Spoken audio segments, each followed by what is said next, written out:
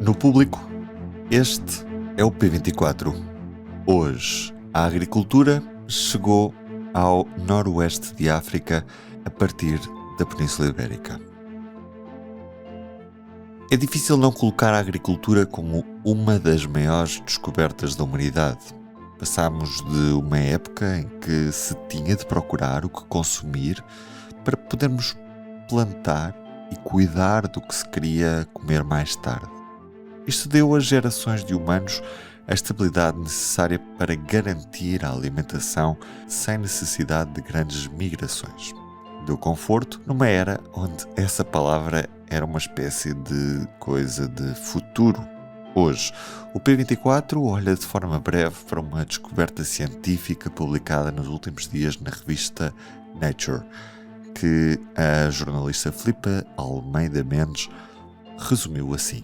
O que se passou foi que há cerca de 7.500 anos, migrantes vindos da Península Ibérica foram para o noroeste da África, para o território que hoje corresponde a Marrocos, e levaram consigo algumas inovações, nomeadamente a prática da agricultura. Isto fez com que houvesse uma transição de um estilo de vida de caçador-recoletor para um estilo de vida em que as pessoas começaram a produzir o seu próprio alimento, ou seja, os grupos locais influenciados por estes migrantes.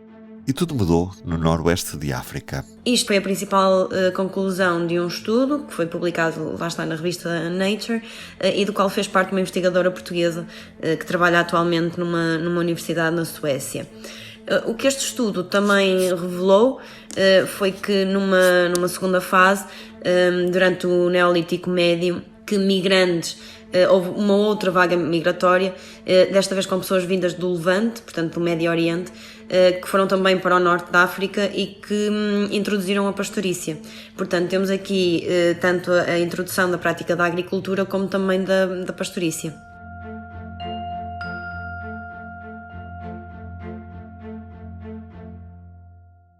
Filipa, como é que é possível afirmarmos que foram os migrantes da Península Ibérica que levaram a agricultura para o noroeste de África há 7.500 anos? Os investigadores chegaram a estas conclusões depois de fazerem a análise genómica de restos humanos de 9 indivíduos, provenientes de 3 sítios arqueológicos em Marrocos, que remontam, lá está, a cerca de 7.500 anos.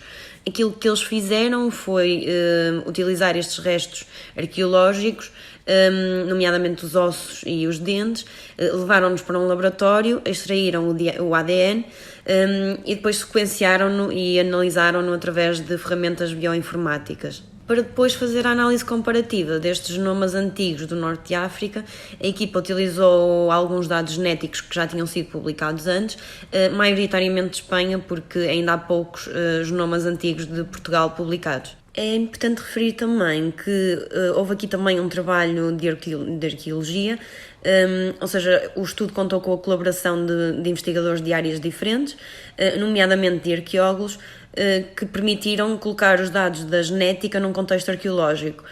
Ou seja, por exemplo, os investigadores sabem que o ADN que sequenciaram dos agricultores mais antigos encontrados em Marrocos, que vem precisamente deste contexto de agricultor, porque estes restos humanos foram encontrados junto a sementes, a cerâmicas e a restos de animais domésticos. E o que é que mais podemos concluir daqui, Filipa? Todos estes dados permitiram aos investigadores concluir que houve numa terceira fase uma mistura entre estas 3 componentes, portanto entre a componente europeia, os grupos locais e as pessoas vindas do Levante. E portanto observaram uma mistura genética de caçador-recoletor nos agricultores, mas não o contrário. Ou seja, isto significa que os caçadores-recoletores não receberam património genético dos agricultores, apesar de terem recebido as suas tecnologias e as suas inovações. Então, quer isto dizer que podemos já tirar conclusões sobre como é que estes grupos contactavam ou ainda é precoce tomar esse tipo de conclusão? Uma questão que fica por esclarecer é precisamente essa, ou seja, como é que estas populações contactaram?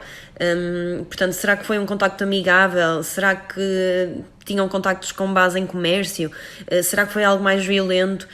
Portanto, estas questões ficam ainda por responder, eventualmente serão respondidas em próximos estudos. Filipe Almeida Mendes, no P24. E agora, uma nota para a sua agenda. O que valoriza mais numa escola? E como é que a sua se compara às outras? O Público e a Católica Porto Business School traçam o retrato de quase 600 escolas secundárias e mais de 1000 escolas básicas, analisando diferentes indicadores de sucesso.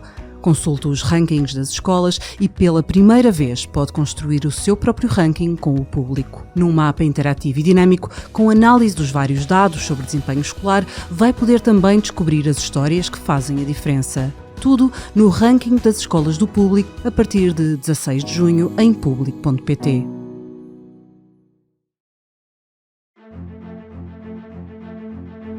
E nos destaques do Público de hoje, um trabalho da jornalista Clara Barata que nos mostra que Portugal tem milhares de furos de captação de água, mas ninguém sabe ao certo quanta água estamos a tirar ao chão.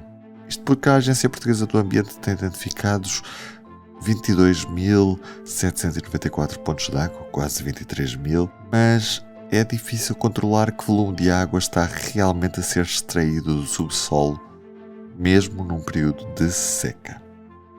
É um trabalho sobre a gestão dos nossos recursos hídricos e o desconhecimento que ainda subsiste. Também uma notícia que o Público apurou, segundo a jornalista da secção de política São José Almeida, Costa recusa remodelar no fim do inquérito à TAP. A remodelação essa ficará para mais tarde, segundo fontes do governo ouvidas pela jornalista. Eu sou o Ruben Martins e este episódio teve música original, como sempre, de Ana Marques Maia. Filipe Almeida Mendes foi a convidada do dia. Tenham uma boa semana com o P24.